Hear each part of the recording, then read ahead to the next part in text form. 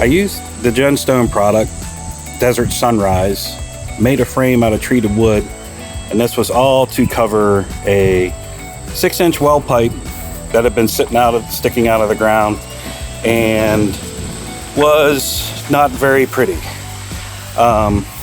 Combined it with the cap and a solar light on top so it turns on at dusk and turns back off during the day.